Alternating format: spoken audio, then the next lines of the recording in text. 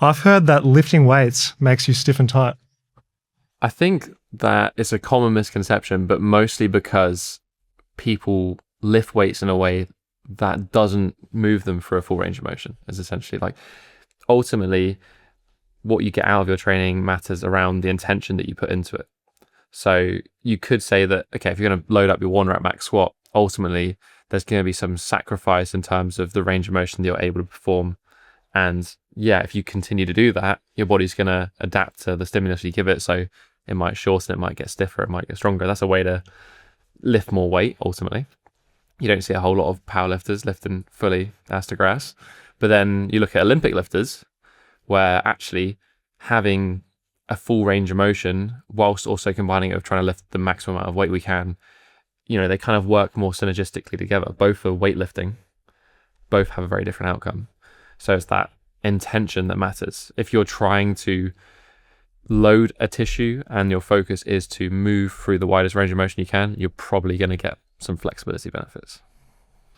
Is it enough to just use the main compound lifts if you wanted to increase range of motion? I think so. I think it depends on the individual though. If you're someone that would take a squat again, for example, if you've got super tight ankles, I don't know if just squatting is a good enough stimulus to see like improvements at the ankles. Rather, the body will just find a way to solve the problem. So the problem is I want to squat deeper and further. It's not necessarily going to improve all different joints that are associated with that movement at the same level. It might, the ankles might remain stiff, and then we might get some better hip flexion as an example, or we might just our form might adjust to that. So, flexibility is kind of like water. It will just move through the path of least resistance wherever it can find a way of increasing, and then it will avoid the areas that provide more resistance to it. I think it's the ego attachment to lifting, where we look at the average person, they want to lift the most amount of weight and just push it, often sloppy form. You just look around at the general population that's training, whereas it almost takes a little bit of humility to be like, okay, I have to drop my loads a little bit to actually get that full range of motion. And that's something that I've always enjoyed about flexibility, because there's this point of, I guess, diminishing returns. You try and progress by going heavier, even if your goal is to increase range of motion. Mm-hmm. Your body almost holds back a little bit, like it's a bit of a threat. It's uncharted territory for your nervous system and the tissues. So that's something that's been really good for me in that world of flexibility and mobility. Yeah, I think so. I think like pec flies is a really good example as well, because I think they're probably the best chest stretch you can do is doing some pec flies. But obviously, like if you're going to grab 10, 15, 20 kilos and try and do them with bent arms and again, go for that ego side of things, you're not going to get any benefit. But if you grab like 3 to 5 kilos or something, I think Poliquin used to mention if you can do more than 10% of your 1RM bench and flies, you're ego lifting as opposed to actually performing that chest abduction fully. But yeah, just sitting on a bench, maybe putting it at a slight incline and just really letting the dumbbells pull your chest open and pull down to the floor. I think it's one of the best chest stretches you can do. Whether it's going to give you a solid strength stimulus is a different question, but it's tough because you look in different aspects of social media, you'll see the stretching squad where it's super lightweight, it's really big ranges of motion, and the internet tends to show us extremes. But you can also do strength training, you can do hypertrophy, but just putting in some more of these extended range of motions, whether that's in the exercise itself or you add some extra homework alongside that, I do really believe you can have the best of a lot of different worlds. Mm-hmm. Yeah, sure. And I think probably the mistake that people make is rather than thinking from a training practice or a session, they think about one exercise. I think the front foot elevated split squat's a good example. I don't think it's a particularly fantastic exercise from a strength or a flexibility example. I think it's good at doing both. But if we take it from a strength perspective, it's okay, is there a better option for getting stronger quads and that kind of pushing? Yeah, you could squat, you could do some other movements. Even if you did just a normal sort of lunging pattern, but you do it with much less range of motion, you're able to put way more load through it. So it's not the best strength stimulus. If you're looking for increasing hip flexibility, the hip extension, Is it the best stimulus for that as well? Probably not. If you want to really improve your hip extension, you could choose some different stretches, like some of the long lunge variations that you do. That's going to ultimately, there's very little time in that movement. You do 10 reps, maybe you spend 1 second, 2 seconds each rep in the bottom position in the actual stretch. It's only like 10, 20 seconds over an entire set. You do a minute hold of a long lunge. Like, what's going to be the better stimulus for flexibility? But it's an all right exercise combining together. I think if you take a wider look of things, you're like, okay, my strength work, I try to use a decent range of motion, but I focus on getting strong. And then in that same session, I can still do some accessory movements that I drop the load a little. I focus on moving through the widest range of motion I can. You are going to get the best of both worlds in that instance, whilst not compromising the stimulus you get from each exercise. I'm so glad you mentioned that, because a misbelief is, I want to get front splits, I just do front splits. I want to get back bridge, I just do the posture itself, where we isolate certain areas to get faster progress. So if it's the bridge, you do some isolated work on the shoulders, some isolated work on the thoracic, hip flexors. Same thing for the front split, some for the hip flexors, some for the hamstrings. I think if you just try and just do the one full movement, you tend to get held back by one area that limits the whole kinetic chain. Yeah, I mean, if we take the SAID principle as face value, you get specific adaptation to impose demand, you get better at things to do. If you want bridge, do bridge. It kind of does make sense, but as you said, and kind of as I said earlier about the flexibility is like water in terms of it takes the path of least resistance, you might find that some areas will improve faster than others, and actually you would make better progress if you just address the things that are really restricting you in said position. And obviously that varies on each person. Like myself and yourself, we have spines like a piece of wood. We do. All the fellas listening can relate to that. Yeah. Doing back bridge, okay, maybe it's not a strength thing in the shoulders. I got pretty reasonable external rotation. That's not a limiting factor. But if I was to warm up doing some thoracic openers, like some lat pullovers, anything like that, my subsequent bridge training is going to be way more effective than if I was to just do a few more sets of just doing bridge. Yeah, exactly. There's a misbelief that if you're not flexible from birth, that you can't progress your range of motion. Mm-hmm. What's your experience been there? As someone who was not very flexible, then I would say that it's a bit of a myth. I do think that we're all genetically predisposed to be better at one another. Some people, like strength and flexibility is not necessarily at opposite ends of a spectrum, but it kind of is. People tend towards one or the other, and if you're a very special individual, you get both. I've definitely been more on the strength side of things, or certainly strength has come more naturally to me. And I think that's informed the way that I train flexibility. When you see people who are kind of more on the naturally flexible side of things, they need very little stimulus, or the intensity of the stimulus that they need to see improvements in flexibility is not very high. Whereas somebody who has a lot of that internal resistance to it might need a little bit more encouragement to see improvements in their flexibility. So using loaded methods that I'm sure you've talked about in detail, but yeah, rather than, just sitting in a stretch. So how can we load it? How can we, a stretch ultimately is a contraction. If we're just passively stretching, we're getting some contraction there. That's that stretch reflex. But how can we do it in a way that adds load to that position? Or how can we do it in a way that I'm using my own strength to try and create that stretch? I do some active flexibility.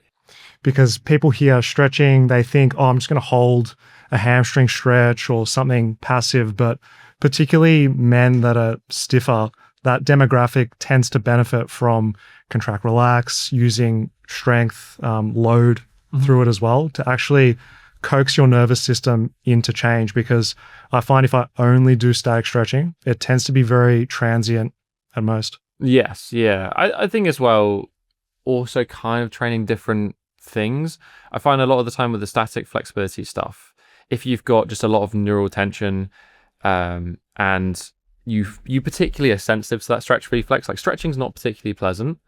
And when you first get into it, pretty sure a lot of the research kind of indicates that the first 4, 6, 8 weeks or so, that initial phase of doing some flexibility work, you actually don't increase in terms of like that muscle length much, but you just literally get better at tolerating the stretch, that discomfort of doing it.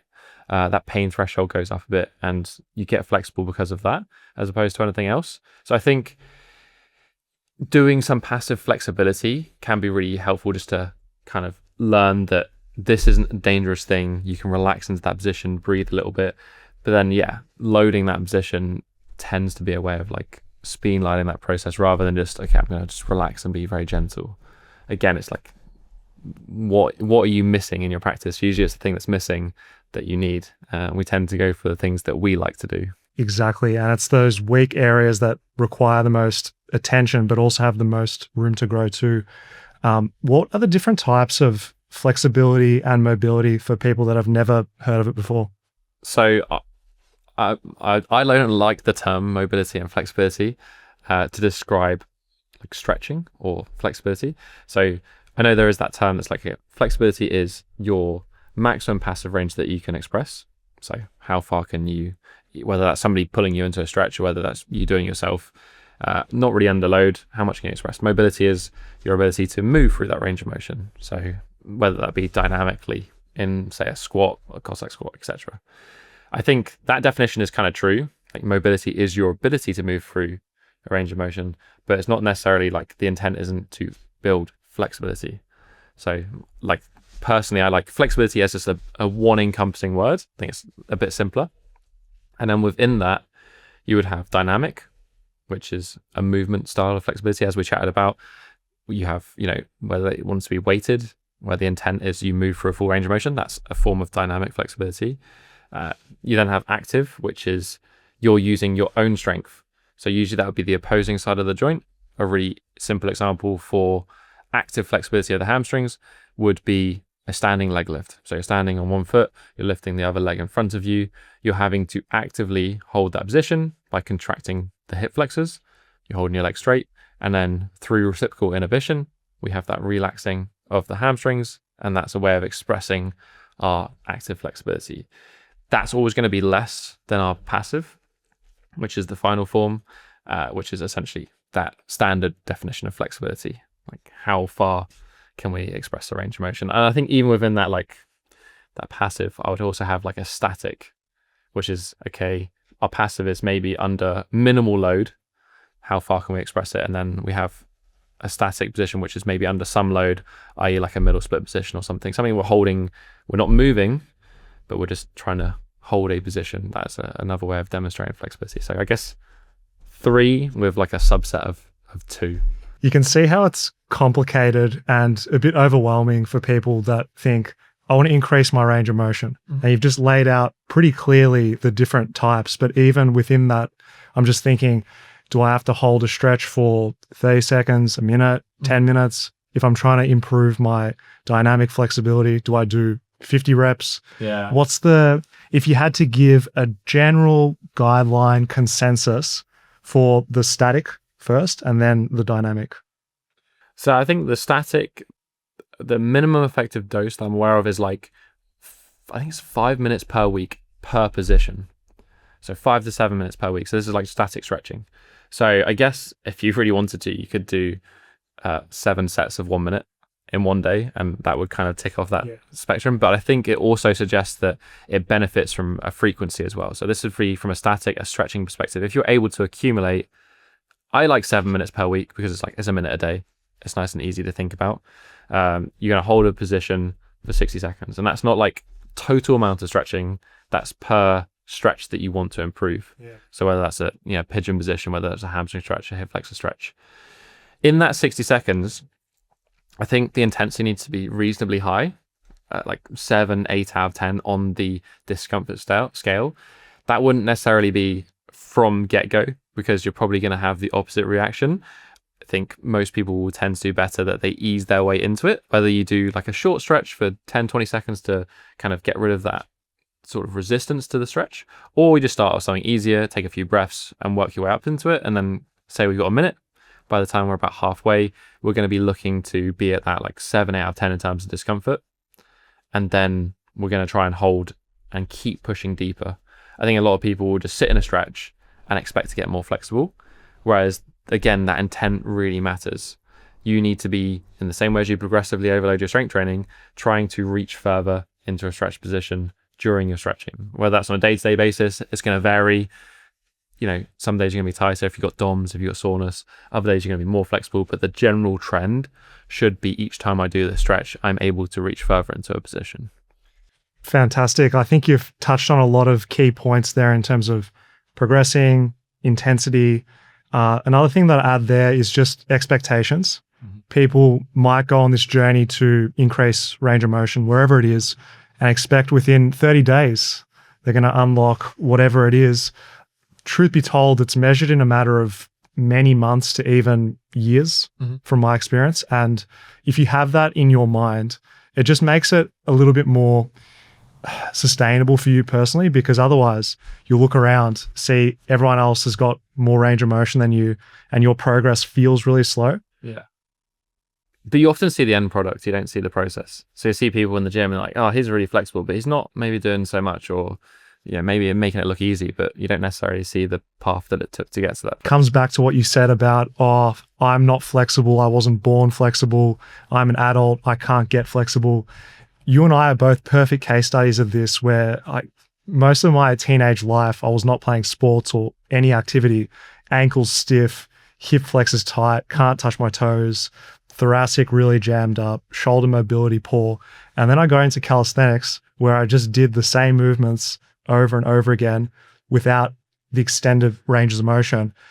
And it takes effort to actually improve it, but you can improve it. I think we're both proof of that. Yeah. And I think it's probably maybe some light at the end of the tunnel is it takes much less effort to maintain something than it does to attain it in the first place. Like, it does suck, and there is going to be a significant amount of work, especially if you are on that tighter end of the spectrum. And often it's kind of a bit catch-22, because the people who are like really restricted are the people who probably would feel the most benefit from getting more flexible, but it's just that much harder.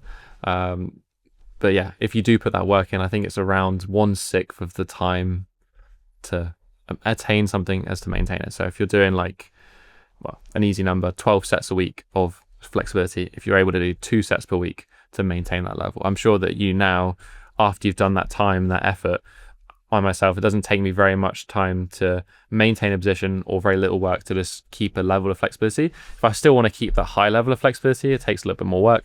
The same way as if you want a high level of strength performance, you still need to continue expressing that in your day-to-day practice. That's what's uplifting about it, is it does stay with you. Maybe not to the world-class level, because you need to really sacrifice and dedicate yourself to that. But for most of our goals to just move better for everyday life and hit all the positions we want in our training, it's not actually that hard after you've done a few years, then you can enjoy it. Once you're on the other end, it's not like you need to dedicate that time forever. I think actually, and that's a problem in general with training, is like, there is some sacrifice. You can't do everything at once, but you don't necessarily need to. If you just put that time and energy and effort to achieving whatever that is, middle split, front split, whatever you want to do, once that thing is done and unlocked, it will stay within you, and it takes much less work to then keep it there whilst you then focus on other things. That idea about periodizing your mobility goals as well, really important, because when COVID happened in 2020, I had a bit of extra time, and I'm like, okay, I'm going to start finally doing some, more mobility work.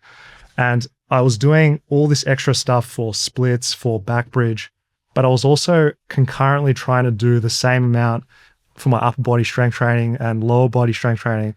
And prime example here, I was really plateauing, because you can't making no progress at all of it in anything. And this comes back to what you said, is you've got to come to the terms with, you'll get the best rate of progress and extent if you pull back on certain things. It's like you're not doing 5 different overhead pressing exercise variations or 5 different vertical pulls. You pick 1, maybe 2, progress with those. Same thing applies to the stretching. Yeah, just accept that some things aren't going to go anywhere for a little bit, but you will make exceptionally good progress in one thing, and then you can just put that to the side and then continue on your journey to kind of like Pokemon, acquire all the different skills that you're after. I think coming from the school of generalist, you can have it all. I think that's a little bit of a marketing ploy to try and differentiate maybe a coach's method, that you can do everything at once, but it hasn't been my experience. Yeah, well, that's again why I'm not a massive fan of that front foot elevated split squat. I think it's just like it's been touted as this like one exercise that's going to solve all your problems, and it just does so many things not that well. And I'm like, if you want to be strong, do something that's strength based. If you want to get flexible, do a stretch. If you've got knee problems, probably go see a physio. Don't try to do maximum range of knee flexion on a loaded exercise. Yeah, it's so hard with rehab, pain.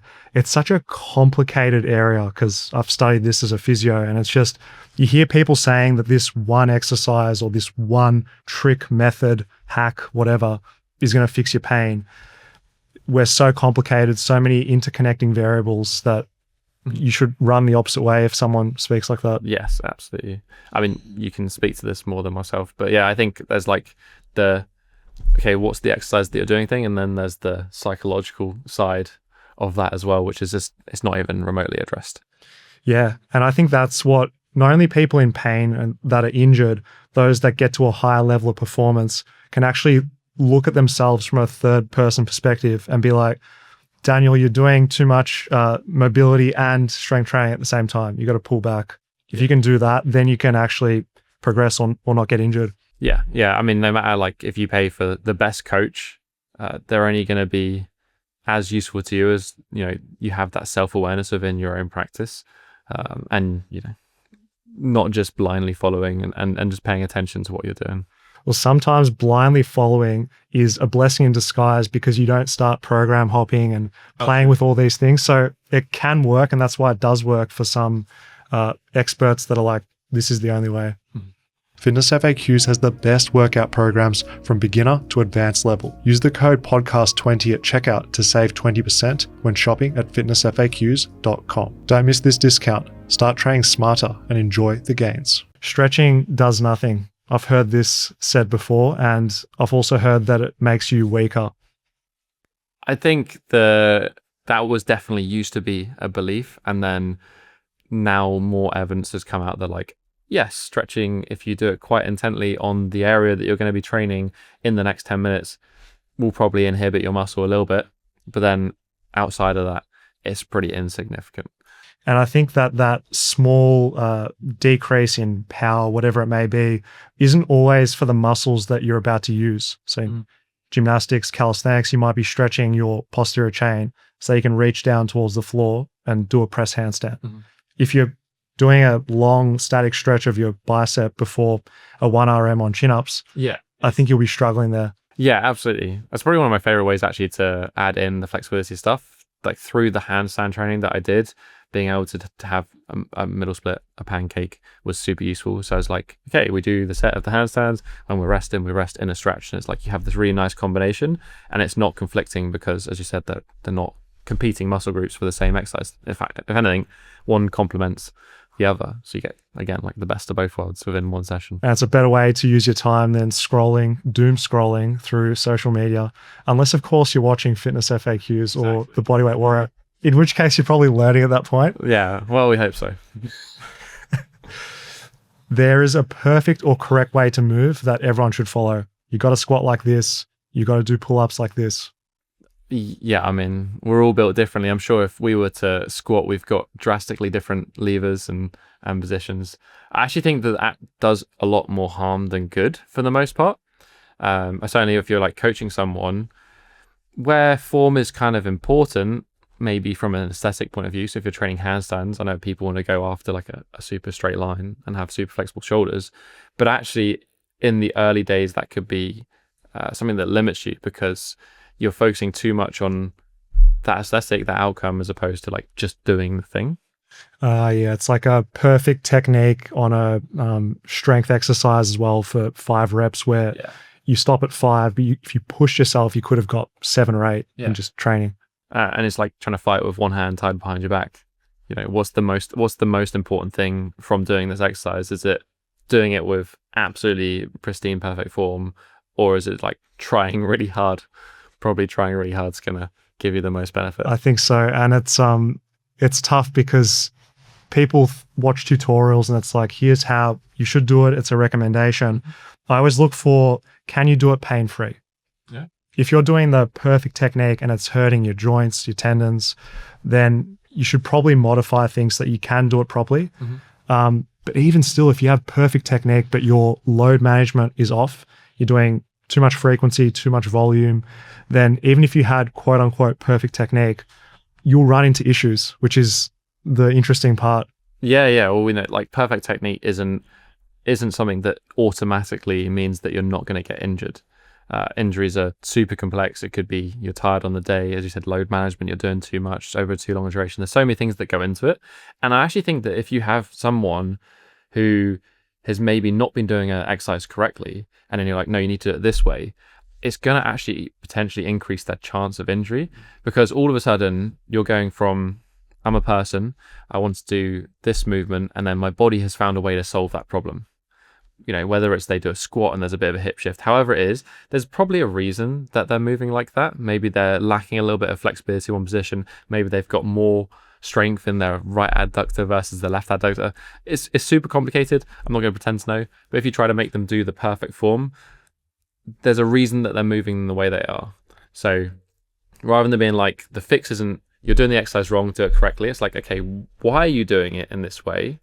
And then how can we give you some experiences that are maybe closer to a more, I don't want to say optimal movement pattern, but like something that we're actually trying to get the outcome of. And how can we maybe introduce some exercises that give you that experience? And that's where using yourself as a experiment ongoing is something really important, by writing down what you do. I think I sound like a broken record with measuring, tracking. I don't think you should track everything, but you should have key numbers for certain exercises. So if you're doing a wide grip pull-up that's flared out like this, have your numbers with that. If you're going to use a close grip chin-up, you should know what your level is at on that as well, because you could very easily try and throw on the same amount of weight, but with two completely different movement patterns, that can really spark your load. You can get pain and injury that way. So that's how I look at it. Even if I'm really proficient in a squat, a hinge, a vertical pull, push, a horizontal push, pull, I have those numbers. And especially when you get into your 30s as well, you don't want to just be completely going ham on a new movement. I feel like it's almost like a bit of a I'm getting old bit of steps. Just like when you're 20, you don't really think about it. And then you get to 30 and like, oh, it was so much better when I'm 20. And then you have the 40-year-olds in the comments who are like, 30's nothing. Wait till you're 40. And it's like, this keeps going up and up and up. I think I'll just add a little caveat is, because you've got more training age, you're also stronger. So you can really wreck yourself. So it's the combination of being in your mid-30s, that you've got the biological changes that you're not as you are when you're 18 to 20. Yeah. But you're also so much stronger. So having that in mind is really important. Yeah, it's like almost the most dangerous you can be is someone who's had 5-10 years of experience and then hasn't trained for a bit and then is older and then tries to go back. Because you've got that ability to wreck yourself in training and still be pretty strong, but kind of no right to do so. No, and I just like, it's so easy to say, but when we're in the heat of battle, we get excited, we want to train hard. But just having those few sessions where you build up is so much better than, I'm going to throw on 315 on the bench press. There we go, pecs torn. Then you're never going to lift again or train again. Yeah. And same goes for flexibility. If you haven't touched a position for a while, you'll go in, you'll be like, oh, this used to be where I'd be in a warm-up, but I just can't get past it after 3 sets. The same thing applies to that too. I think the one I've noticed it the most in person and also just online kind of is sprinting, running sort of stuff. Yeah. I think a lot of people, when you're a kid, you kind of take it for granted. You do a lot, maybe you do a lot of sport, rugby, football, whatever it is you're running about, and that spring that you have in your step, that tendon conditioning is just kind of a taken for granted. And then we do quite a static form of training. Yeah. We don't necessarily, unless you're doing running or doing a sport continuously, we kind of shy away from that dynamic, that spring sort of motion. We do a lot of strength training in the gym. We get the muscles a lot stronger, but we don't necessarily have that ability to rebound. And then somebody's like, I'm going to start training sprints, or I'm going to start doing this. And then they get an injury because it's not something you've even remotely thought about touching for a long time. It's something that probably the main thing that I noticed out of everything as I've got older, I'm 31, so it's not old, but something I noticed versus 20 is like, I used to do some tumbling, some gymnastics bits and pieces, and I never really thought about it. And then I started adding in some plyometric stuff because I just kind of felt that I was lacking just a bit of bounce in my step, which was just a really strange, again, I haven't really been exposed to it for maybe 4 or 5 years. I've been doing other training, been doing slow stuff. And I was like, do you know what? This feels like somewhat, if I was to do a sprint now, I think though, the likelihood of a problem happening, a hamstring or a calf would go. Yeah, exactly. Despite the fact that I'm doing some Nordic curls in the gym, I've got some good that all of those other aspects are ticked, but it's just missing that. Even the isometrics you're doing in calisthenics, all that for your elbows, shoulders. When you add in the plyometric dynamic movement, where you've got that stretch reflex and how it's a lot more stress on the tendons, it's a completely different form of training. Even if you're really strong, slow for low reps, once you add speed, it's humbling because you've got to start from scratch again, essentially. Yeah, literally. I've been jumping around like a little kid, and I've seen massive improvements in just that little bit of training. It doesn't take very much, but it was just something I didn't realize I was missing. You've been inspired by the kangaroos in Australia. They're the ultimate plyometric animals. The myth, you have to stretch every day, I feel puts people off stretching because that's a common general recommendation. You should, like you said before, with the guidelines of accumulating time stretching. From my experience, I've preferred, if I really want to focus on something like, say, the side splits, just doing 1 to 2, just really strength stretching sessions as opposed to going in every single day and stretching the position. So I'd love for you just to share your experience with that, because stretching every day works, but then stretching less frequently can also work too. Yeah, I think, saying both works is exactly right. It's literally, what do you prefer doing? I personally, I don't like doing full body training. Doesn't mean that full body training isn't super effective. It's just, I like doing an upper body session and a lower body session. It's just been how I've done my training. I'm a little bit biased because I started my flexibility journey or learning about flexibility. I couldn't touch my toes. I was around my shins. And I was like, I probably should fix this. I'm 19. I should be able to at least touch my toes. So I just stretched hamstrings for 5 minutes every day. And then gradually over time, I was looking through YouTube or reading some yoga books, and I'd add another stretch and another stretch. And eventually it was a 15 to 20 minute routine. I just did each night before I went to bed. I really enjoyed that. Is it for everyone? Absolutely not. Do you need to do it to get flexible? Definitely not. What I do think, kind of going back to talking about building capacity for what you want to do, I think spending a lot of time in a position is really valuable, especially early on. So when you do the heavy sets, we're doing 2 60-second sets per week. If you're brand new to flexibility training, you probably will see some improvements, and you're naturally going to be limited by the fact that it's a novel movement. You're not going to be able to push yourself really hard. Exactly all of those same beginner flexibility things or beginner training things apply.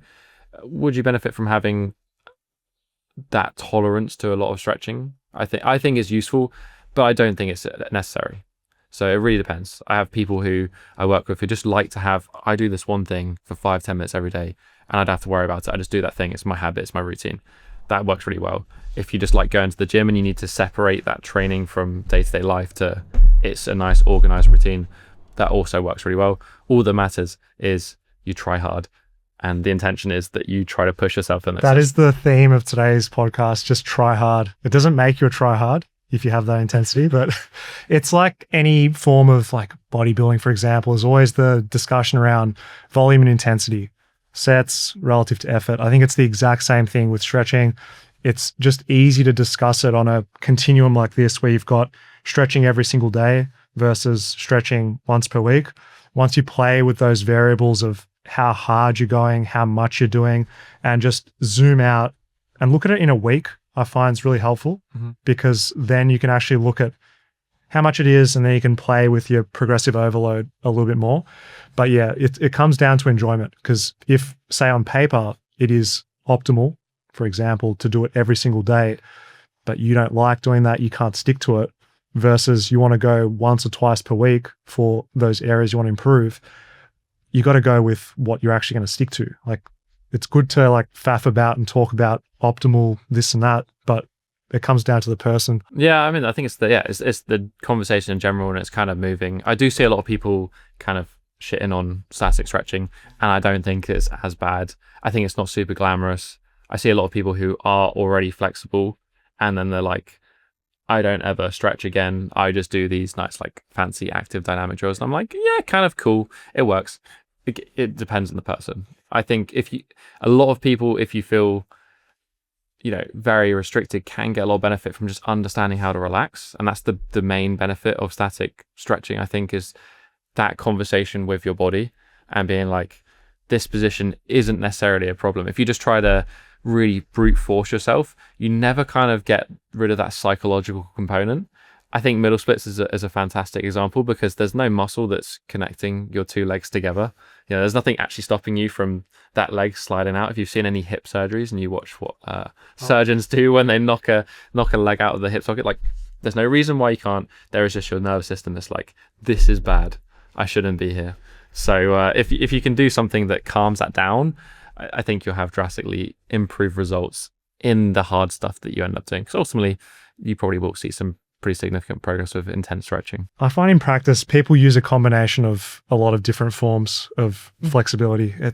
It's rarely as simple as just, I only ever do this. Yeah. I'm sure the ones that shit on static stretching, when the camera's off, might be doing a few if they want to relax or if they're trying a new position or stretching a muscle group that's super tight. I'm sure they would use it.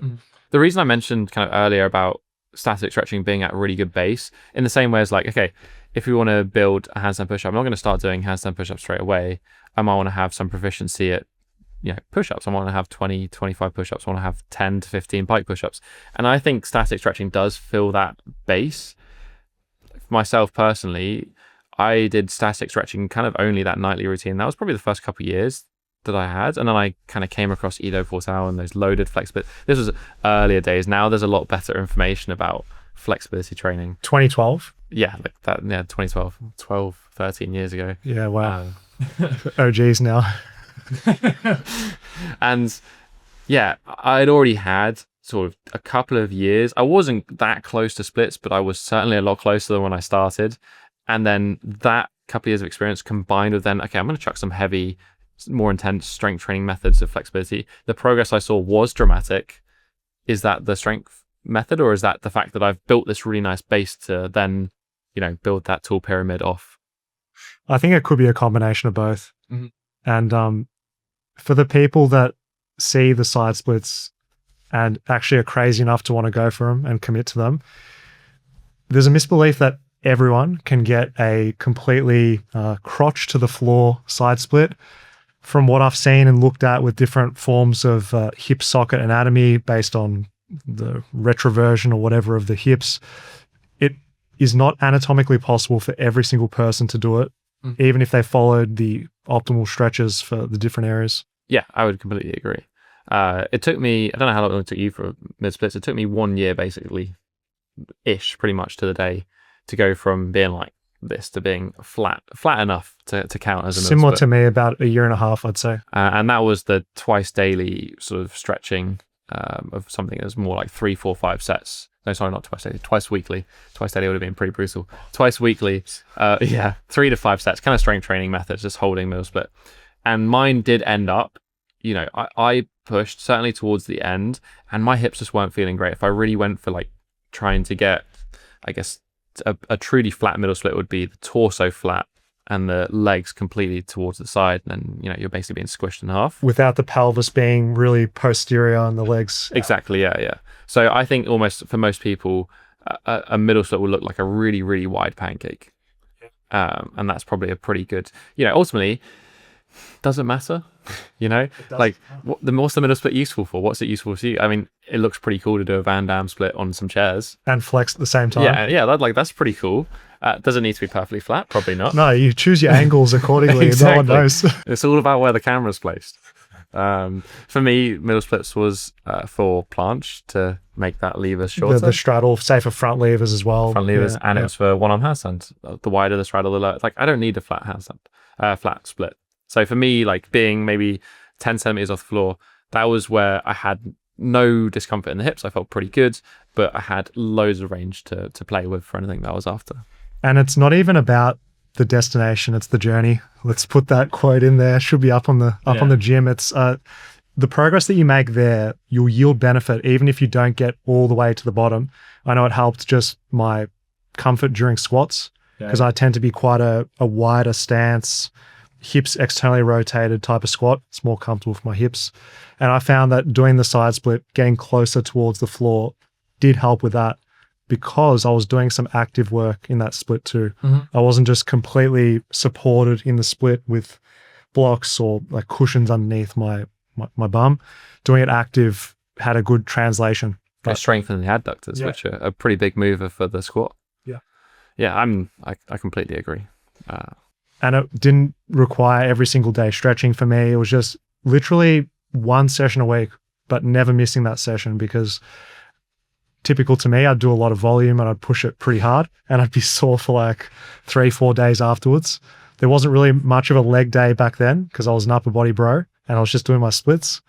It was a good combination. I like it.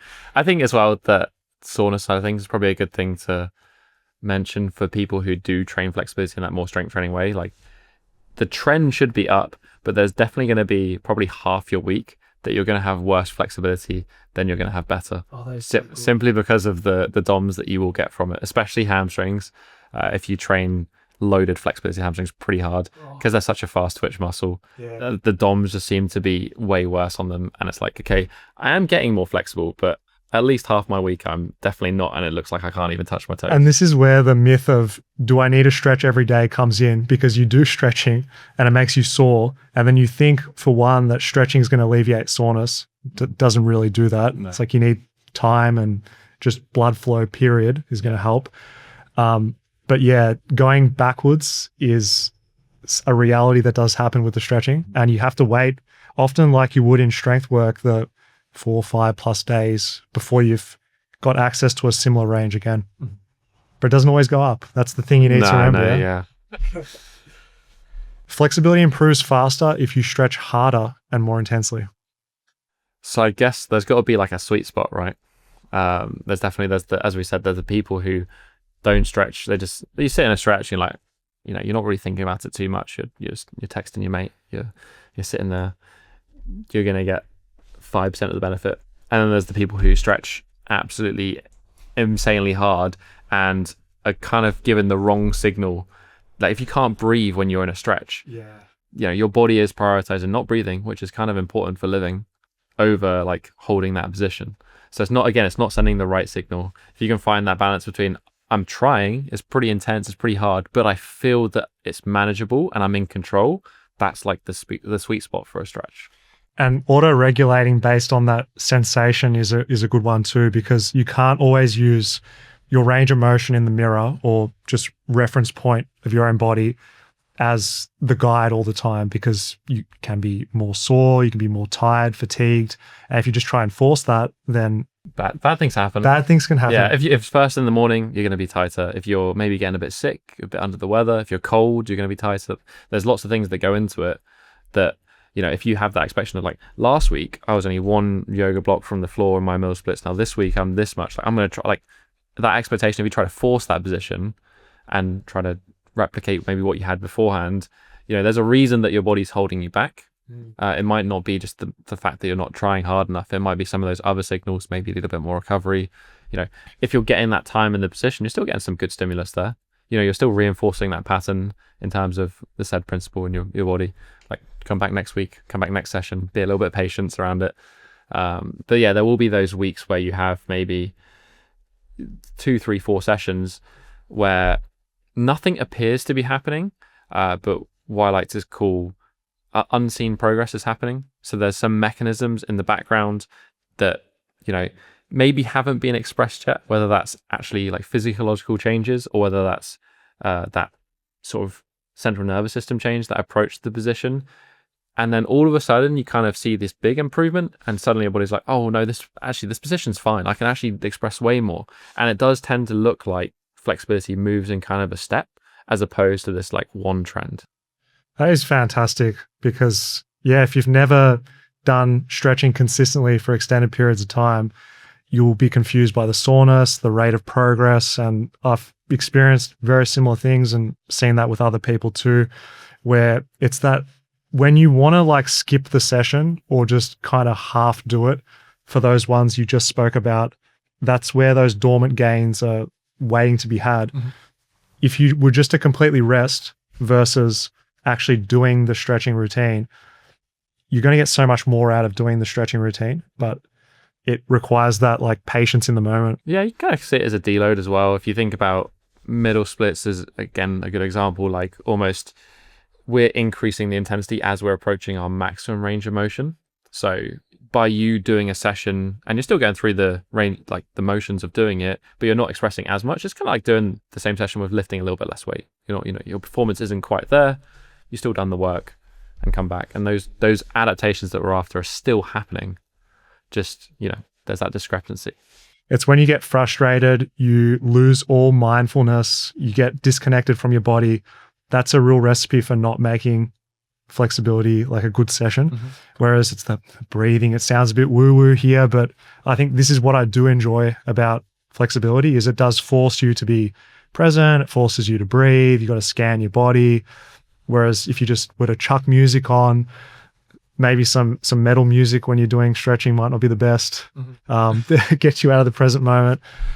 I would say that on the opposite end of the spectrum, if it's feeling really good, also know when to call it a day. It's always that like last set when someone gets injured or something catastrophic happens. So, if you made some improvements, be like, cool, that was good. I don't need an extra 5 centimeters of range there. Don't get greedy. It's the same thing as those beginner gains where everything you do when you first start stretching, you improve every single session, you make a large range of motion increases. If you've been in the game for longer, you got to be really grateful for just a micro bit of progress. Because that's happened to me too. I was doing pancakes and I'm like, I actualized progress after that 3-4 week period. Wow, I'm feeling really good. My chest is really close to the floor. I'm just going to push that little bit further. And then I got a hamstring strain because I was trying to like go super, like I was trying to do it with my feet closer together where I'm got more range in my adductors like this. So I went closer in, changed the movement pattern, got greedy, and then I had like a annoying grade 1 strain. Oh man. I mean, I've done the same thing. I was warming up with some middle splits, felt really, really good. And I was like, you know what would look great for the gram? A Van Damme split on some chairs. Oh no. Oh no. Oh damn. It did look good until I had like a grade 2 tear in the adductor. How long did it take you to rehab that? In all honesty, I don't think I have to this day. Like that was the lot. Like my adductor's fine, but there's such now a psychological restriction with the like I can still feel my muscle tearing in like because I don't know how to describe it. Like if you would pull apart a bit of meat, that's you slow cook some meat, that's kind of how it felt, and that feeling has not left me. So at the moment it's not a position that I need, but it has there's a lot to overcome there to get back to that range. I don't think it would be a problem. But yeah, it's a real mental battle coming back because you've got this reference of how you were able to move recently before that. And then it's like a few months before you're even close to where you used to be. And it's because we look at stretching like it's really safe. Like stretching something that you do to decrease pain and it prevents injury. Yeah. But then if you're putting your whole body weight and supporting it with your own adductors, it's like any other exercise where if the muscle's under too much load, it can't tolerate, especially at a stretch, that can happen. Yeah, for sure. I mean, that was just for me stupid, but we live and we learn. It's just something that I would advise someone not to do, but whether I take my own advice in that instance, I was like, I hadn't done any active split for ages. I'd been doing mostly like handstands with some passive work for the session, and it was feeling very good. Yeah. There was too little resistance into that position. Right. Yeah. It's the type of thing you can hear two blokes talking about it with all their wisdom, trying to prevent everyone else from not doing it. Yeah. But you got to go through some minor tweaks yourself. And I think it's a bit like if you tell a kid, don't touch the stove, it's hot. It's like you can tell them 100 times, but they touch it once and they'll learn straight away. Don't stretch too hard. Okay. They'll get injured. Don't stretch every day as hard as you can and through DOMs. Okay, where's my progress? You have to learn these lessons by... I'm sure like you're a physiotherapist by trade. I think I've had enough injuries now to at least have enough experience to quantify some physio level. But like, I'm currently probably the strongest that I've ever been. You know, despite I've had a labrum tear on my left shoulder, I've had numerous rotator cuff issues. Like, it's happened over the years. It's a risk of training. There's a much greater risk to be weak than it is to the risk of training.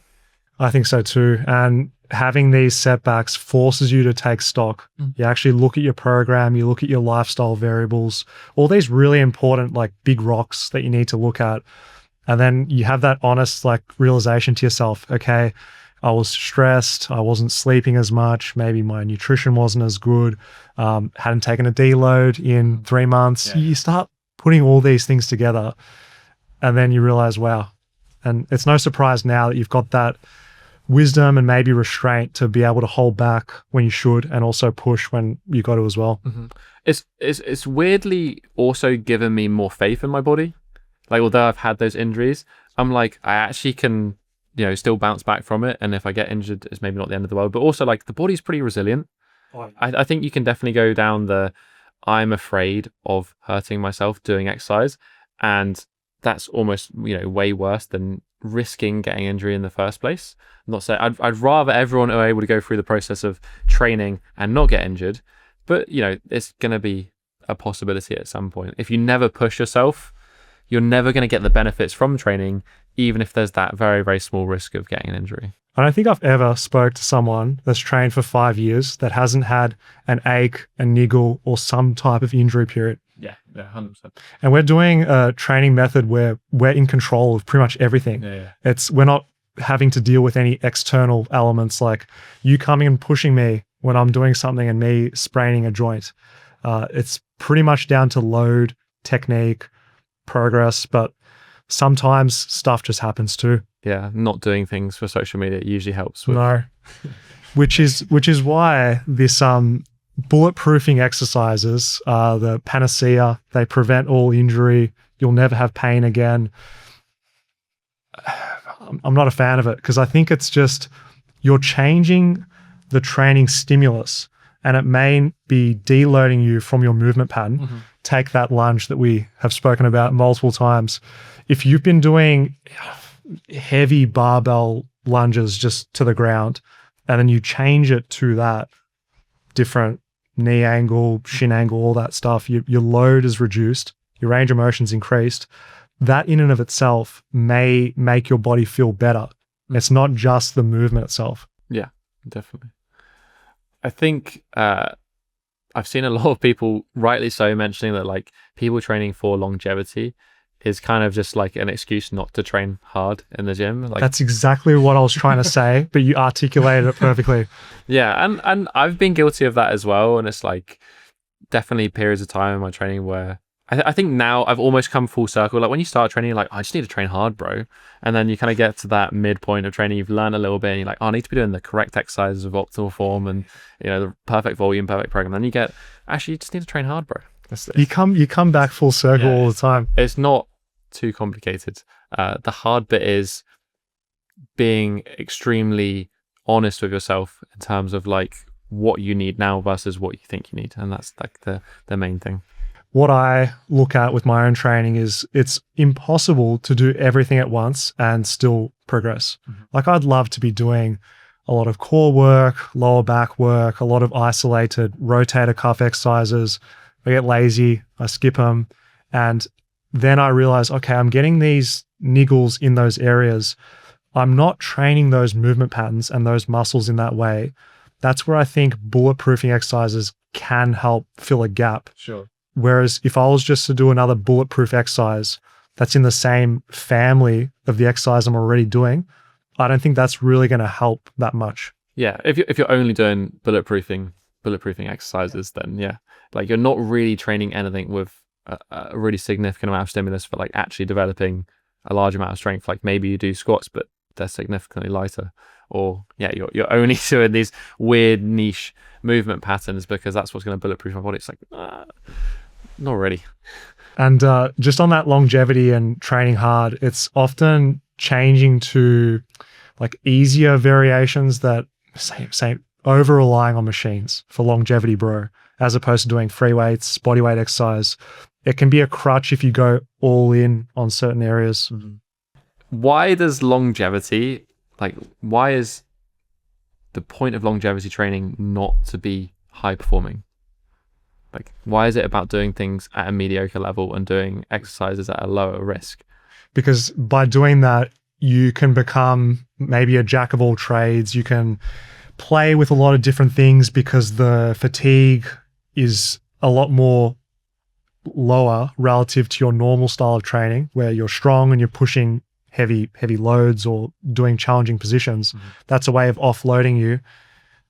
And sometimes it's just a way of transitioning out of the person's main thing they've always done. Yeah, I get it if it's like, okay, maybe you've got an injury or maybe there's a reason in which you can't, but like, why would your training for longevity not include trying to maximize your performance at least a little bit? Maybe the problem isn't that you don't want to do all of your training at that maximum level of intent, but if you're doing none of it at your maximum level of intent, like, are you really training for longevity, or are you just like clinging to the physical ability that you have right now in the hopes that it doesn't get any worse? Like, you're not trying to actually get better. And it's like a fundamental shift in mindset. Because you're slowing the rate of decline and decay as opposed to fighting for progress. Yeah, like, you can still make improvements into your 40s, 50s, 60s. Like, I'll definitely admit that once you still get 60, 70, 80, then you're definitely fighting a little bit of a decline, but you've definitely got some decades on your side to still express like some really good level of athletic performance. I like that a lot, Tom. It should be the topic of that movement, optimism, and also longevity being about a pro as opposed to, past my prime, just got to try and spare this body. I just don't want to hurt myself. It's like, nah, you can still be, whatever it is that you want to do. Yeah, let's choose some exercises that have a little bit less risk and some more reward, but like, you can still express like your maximum level of performance. The amount of people that, I guess I've known people before I got into this, your average person, and physical exercise maybe isn't a priority for them. And you kind of accept that aging is just, obviously aging does happen, but that level of inactivity and the result of it is just kind of given. But the more I've trained, the more I've met people who have been doing this 20, 30, 40 years. And you're like, oh, there's, I can actually still perform at a high level, especially with handstands. There's so many people who are doing circus level stuff in their 50s and 60s. Like, that's amazing. And I don't think you're going to get that from doing longevity exercises. I think you'll be able to move probably well, maybe, but I don't see how having some high performing stuff is a antithesis to that. It should support your main practice.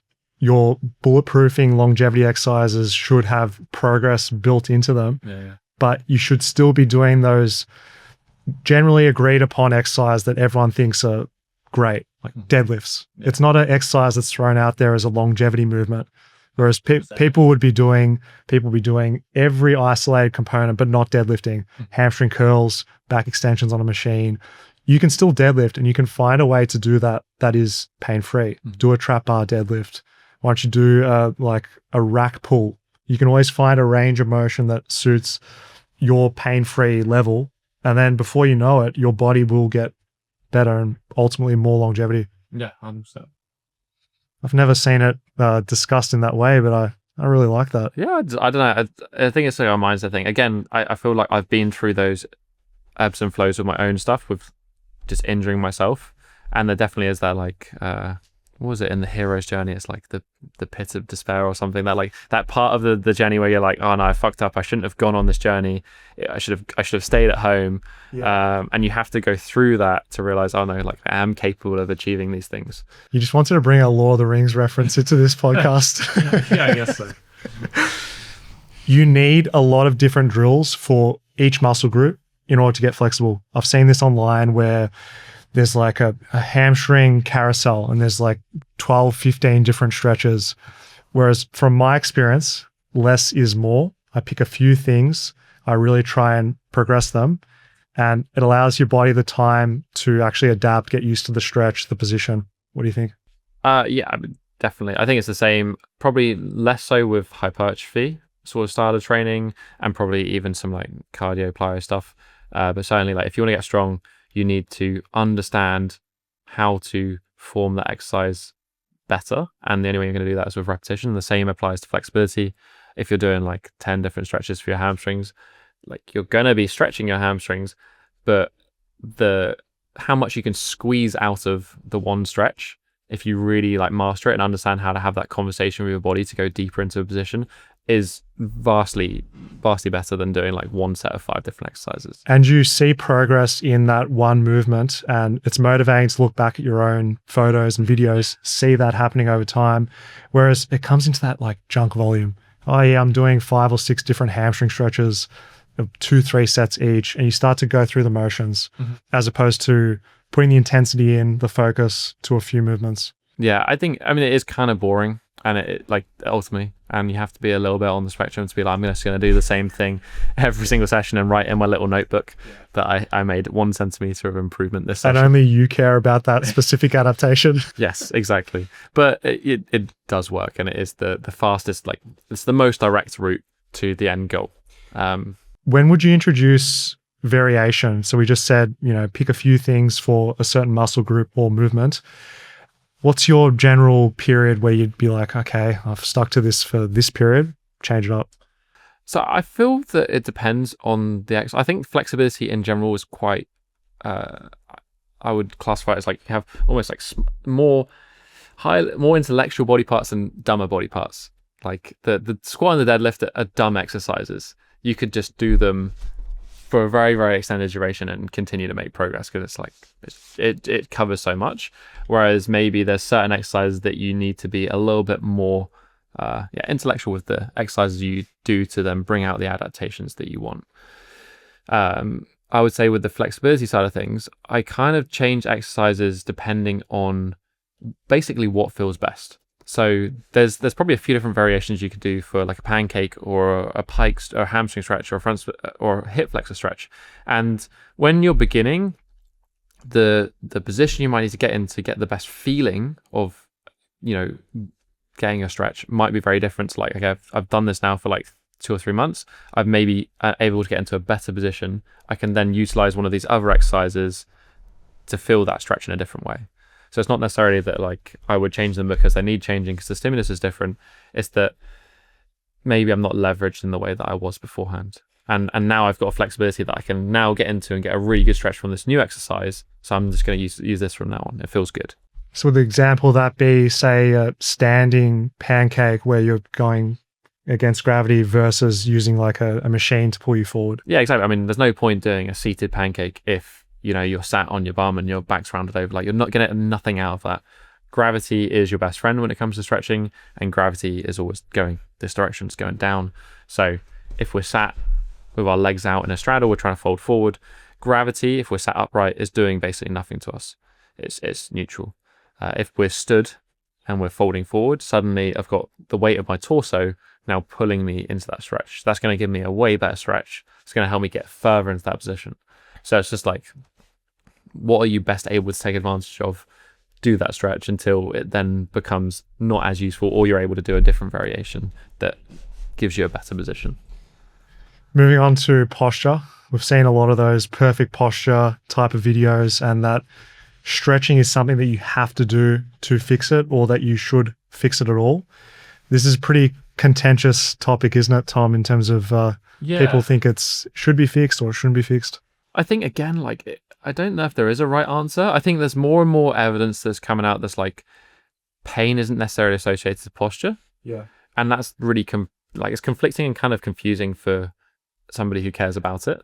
And I don't know if I have a right answer. Like, I started off following, I did Paul Chek's qualifications, and he's, his whole thing is like become a movement exercise coach, and it is corrective in nature. So posture was always a big part of that. And early on, I thought posture was important. And then I don't know if I think it's important now. I think from an aesthetic point of view, I think it looks good. I think we ultimately, there's got to be some sort of aesthetic focus to our training. You don't just train to get strong. Like, it's nice to look a certain way. It definitely helps anyway. Yeah. So I think posture from that perspective, you might want to stand up straight with shoulders back. I don't know where flexibility fits in that. I think there's a lot of habit. is stretching for 60 seconds going to undo being sat at a desk like this all day? I think, one's got a stronger stimulus than the other. How you go about fixing it is like, okay, well, I need to do, if I'm spending all of my time in this position, how do I give my body the experience of the opposite? Yeah. And there's lots of different ways you could go about doing that. Yeah, it's does it cause pain? Does it cause injury? This is when people came into the clinic to see me, it was one of the first things they'd mentioned, like, oh, should I improve my posture? This comes back to like, let's get you strong first. Yeah. Because it's like they want to do some gentle static stretches, which have their place, but they want to do that in isolation. Whereas I think the combination of stretching the agonist or the tight muscles on the front combined with strengthening the muscles on the back, so doing stretching and strength training, goes a long way to improve or at least increase your awareness of your posture in place. But this is, I love the like psychological side of things, because I think you can talk about all the methods that get you to where you want to be, but ultimately it's like, can I convince you that your body is robust and that it's not a problem, and that you're able to deal with the things that you go through on a day-to-day basis? Like, that's ultimately kind of, especially when physio, you're guiding someone from having pain. But even if you're not injured, you're kind of on that journey to like having faith in your body that you're able to deal with day-to-day tasks. And that education was the biggest thing, to be like, there's many people that have really poor posture, no pain at all. There's people that have poor posture and they also have pain. But you're looking at it in a vacuum of just the posture itself, not the biopsychosocial aspects, all those different pieces which make you a human being. I don't think it's something that you have to fix. I just think the basic daily habits go a really long way, like use a stand-up desk. Don't spend too much time in any one posture. I'm sure you've had to stand at the airport in line waiting for like an hour. Yeah. You get uncomfortable for that. Around. You wiggle around, you do that. I think the classic phrase, your next posture is your best posture, can't go wrong with that. And it runs a little bit deeper. I think it's like, you look at someone who's depressed, they're not going to be like, yeah, I'm really happy. They're going to be like contorted like that. You're hiding. You're hiding away. So it can manifest in different ways, but yeah, saying posture bad, cause pain, injury, I don't think there's a lot of I think the evidence has shifted more towards the like, I think your comment on just get strong, it is probably like, being strong is never a weakness is what I like to tell people. And I think that's like, is it going to solve all your problems? No, but it's probably going to tick quite a few boxes. Was You Can't Go Wrong Getting Strong by Adam Meekins? Yes. Have you heard that one before? Yeah. I think that summarizes a lot, because you can pick any pain, dysfunction that you've got, you can improve your strength, and it will go a long way towards offloading that area. And if you get stronger too, it can also improve flexibility if you're training through that extended range too. I mean, both strength training and flexibility training is kind of a pretty strong painkiller as well.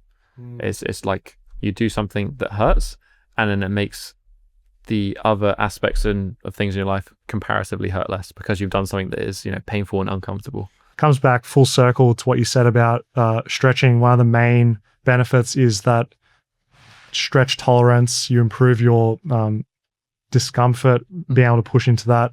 Same thing goes with any type of strength work. Same for pain and injury. A lot of those passive modalities like stretching, ice baths, saunas, they don't do as much as going for a walk, strength training at a level that you can tolerate. That stuff, it's trying to convince people of the power of you can be your own doctor by using exercise. If we could figure out how to do that, the world would be such a better place. Yeah, I agree. How about muscle asymmetries, differences left to right? Do you want to fix those too? Probably not. No. Yeah, I agree. All right. End show. Yeah.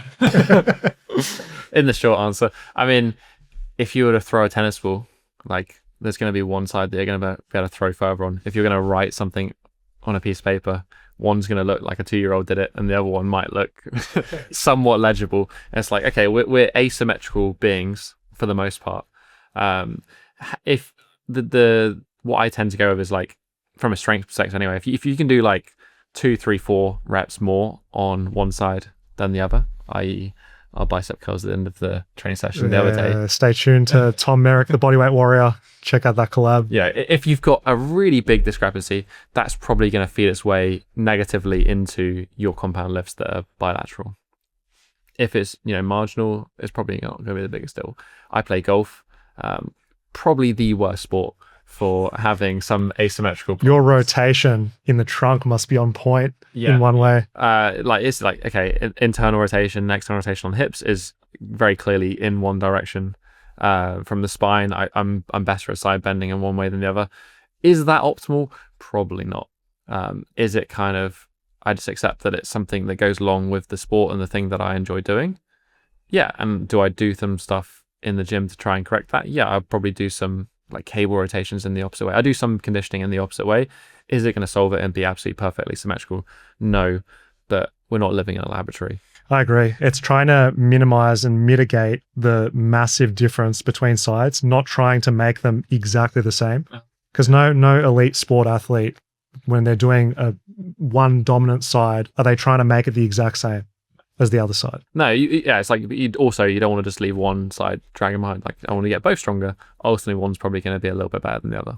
I think if you look at your training and all you do is bilateral movements, 2 arm, 2 leg, putting in some unilateral, even if it's not the exact same weight, reps, both sides, I think that's going to help with making it not as extreme of a difference. Whereas if you only ever did bilateral, you might have a bigger difference side to side. Not that it's the worst thing in the world. No, I mean, from a flexibility perspective, the main way I would do this is I would just either half the good side or double the bad side, depending on the sort of stimulus that you're doing. So, if you had a tighter left hip in like the pigeon position, sometimes people can be quite a big difference. Your good side, you're going to still see progress of that like 1 minute per day per week if you're doing static stretching. If you want to see a little bit more intent on the lagging side, you just add a little bit more volume there. Obviously, there's a little bit of a balance between like if you're going to do just double, then you might see some significant differences, but it's not something that you do forever. The idea is that it kind of like balances out a little bit and you return to normal training. It's not that you have this permanent imbalance. And it's also worth mentioning that sometimes that asymmetry is just structural. Like, do you have a scoliosis? I've got one leg that's longer than the other. That definitely doesn't help with being perfectly symmetrical. So all of these things are like, I'm not gonna have some bone extension in one leg to even my legs out. And I think you're tall enough, Tom. Exactly. So just some of these things you can't necessarily help as well. Tom Merrick, appreciate your time, brother. Where can people find out more of your stuff? You can find me on YouTube if you enjoy flexibility stuff. I have probably like 100 classes now on YouTube, so you can follow along. Also on Instagram at the Bodyweight Warrior as well. Good to connect, man. It was 2019, the last time that we collabed. I went to your neck of the woods, and it's crazy to see from your mid-20s to now 30s, just both of us pursuing the online business, teaching this for a living now. It's been great. In some ways, I feel like not a lot has changed, which is really strange. Like when I'm sitting here at the table, like I can remember being sat in my office in work, like having lunch, watching some Body by Rings videos. It's like it's a bizarre position. It's great. I really love it. It's been a pleasure to hang out with you as well and chat about all of these things that normal people don't even think about. But I'm sure if you're watching an hour podcast, you probably loved it. So drop a comment to show your support, everyone. Cheers, man.